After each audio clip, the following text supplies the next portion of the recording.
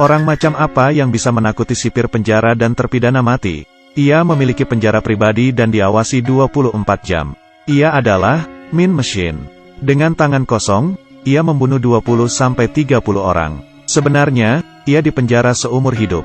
Tapi, kemunculan seseorang mengubah segalanya. Hari itu, seorang narapidana baru datang ke penjara. Mantan kapten sepak bola Inggris, Danny Meehan. Semua memanggilnya penjahat. Dengan satu tendangan, ia meledakkan mobil. Ia adalah seorang dengan bakat luar biasa. Ia telah mewakili Inggris 73 kali. Tapi, saat pertandingan terakhir ia mabuk. Lalu ngebut-ngebutan di jalan lalu ditangkap. Ia ngebut sambil minum miras. Tanpa mempedulikan lalu lintas. Saat ditangkap polisi, ia malah meninju mereka. Akhirnya ia dipenjara karena ngebut, mabuk, dan menyerang polisi. Sesampainya di penjara, tahanan lain menatapnya dengan tatapan kebencian. Semuanya tak tahan ingin menghajarnya. Tapi, ada yang lebih membencinya yaitu bos gangster. Gara-gara Danny, bos gangster kalah judi dan bangkrut. Ia bersumpah untuk membuat Danny susah. Belum sempat kembali, Danny dipanggil oleh kepala penjara. Kepala penjara merupakan fans berat sepak bola. Ia ingin Danny membentuk tim sepak bola dan berpartisipasi dalam Liga Nasional. Ia ingin Danny menjadi pelatihnya. Rupanya, kepala penjara ingin memperalat Danny sebagai mesin uang. Namun, kepala sipir lebih dulu memperingatkannya. Jangan berharap menggantikan posisinya. Rupanya, di penjara sudah ada tim sepak bola. Kepala sipir merupakan pelatih mereka. Tapi, setelah Danny datang, posisinya terancam. Danny bingung dan menolak tawaran tersebut. Kepala sipir marah dan mengurungnya di sebuah ruangan gelap. Ia berpikir sebenarnya dia salah apa. Di tengah keputusasaan, Masif memberinya rencana, yaitu membuat sebuah geng napi bertanding sepak bola melawan tim sipir penjara. Dengan begini, ia dapat melatih dengan lebih baik. Rencana yang tidak merugikan siapapun ini membuat kepala penjara sangat puas. Masif menjadi terkenal karena membawa kabar ini. Tidak ada yang berani mengganggunya, kecuali ketua gangster. Ia menyuruh dua bawahannya untuk mencekalnya. Untung saja sipir datang. Danny langsung menjatuhkan handuknya di atas pisau. Ia mengaku tak sengaja terluka saat bercukur. Hal ini membuat ketua gangster memaafkannya kali ini.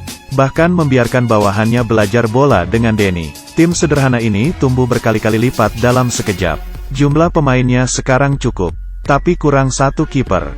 Yang terpikir pertama kali olehnya adalah tahanan berbahaya yang dipanggil The Monk. Ia adalah tahanan yang tidak boleh dibuat marah. Para sipir dan tahanan lain sangat takut padanya.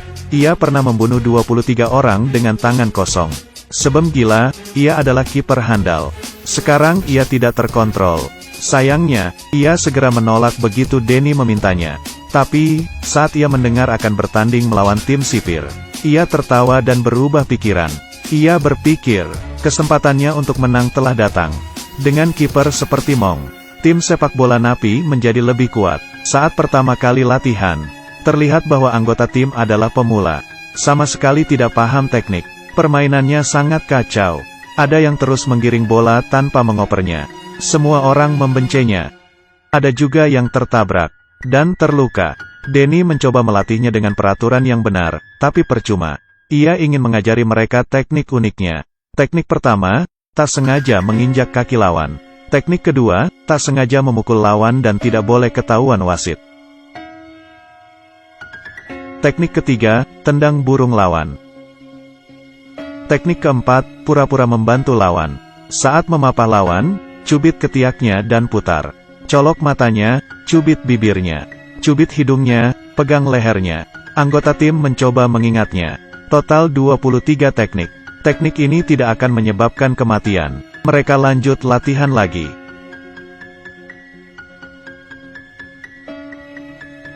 Karena waktunya tidak banyak, tim sipir berlatih dengan serius. Setiap anggota sangat lihati. Saat ini, ketua gangster menemui kepala penjara. Untuk membebaskan diri dari kontrol kepala penjara, ketua gangster menyiapkan jebakan dan membuat kepala penjara bertaruh pada tim sipir. Dengan begini, kepala sipir dapat memenangkan uang dan melunasi hutangnya. Bos gangster lalu menekan tim napi agar menang. Ini bukan hanya sekedar pertandingan. Bila kepala penjara tahu rencana bos gangster, maka ia akan mendapat masalah besar. Denny juga akan terkena imbas. Tim Napi telah melakukan persiapan terakhir. Teman-temannya berteriak mendukungnya. Mereka adalah napi yang tidak punya harga diri, kaum terpinggir dan diremehkan. Tapi, mereka semua ingin menang. Menang pun tak akan merubah segalanya. Tapi, bisa membuktikan bahwa mereka bisa. Semut juga bisa mengalahkan gajah. Sebelum bertanding, Denny memberi semangat, supaya timnya percaya diri. Seiring dengan tiupan peluit wasit, pertandingan pun dimulai. Tim Napi menggiring bola duluan. Mereka menerapkan teknik dan mulai maju. Tapi, tim sipir juga tak main-main. Mereka bertabrakan. Tim Napi mulai mempraktikkan teknik rahasia, menabrak, menginjak. Yang paling parah adalah, saat tim Napi melakukan penalti, burung tim sipir menjadi sasaran. Belum puas, sekali lagi, tim Napi tertawa girang. Kiper Mong yang dijuluki siluman ini menggiring bola ke tengah lapangan, tapi dijegal oleh tim sipir. Begitu berani, komentator pun kaget. Mong menatap tim sipir dengan marah. Tim sipir jadi takut. Tak lama, saat wasit tak memperhatikan, Mong menginjak kaki pemain tim sipir. Tim Napi menendang bola. Mong lari lagi ke tengah lapangan. Ia menyundul bola dan hampir gol. Auranya memegang kendali. Sangat mustahil bagi lawan untuk menendang gol ke gawangnya. Mong ingin menghajar siapapun yang ingin menendang bola ke gawangnya. Amarahnya berkobar, tapi Mong menahannya. Kedua tim ini menggunakan beragam teknik. Sepasang mata wasit saja tidak cukup untuk memergokinya. Saat melihat semangat tim sipir mulai turun, tim Napi langsung menendang gol dengan mantap. Seluruh tahanan bersorak-sorai. Kepala penjara terlihat sangat gelisah. Ia kalah taruhan. Di tengah pertandingan, kepala penjara ingin Denny berbuat onar dan menjanjikan hidup enak di penjara. Apa Denny akan berkompromi dengannya? Dulu Denny mengkhianati negaranya. Sekarang ia diminta untuk mengkhianati timnya. Hal ini membuat Denny kehilangan semangatnya. Mong yang mendapat 2 gol sedang pamer. Tapi, detik selanjutnya, bolanya direbut, dan bolanya masuk ke gawang Mong. Mong merasa sangat bersalah.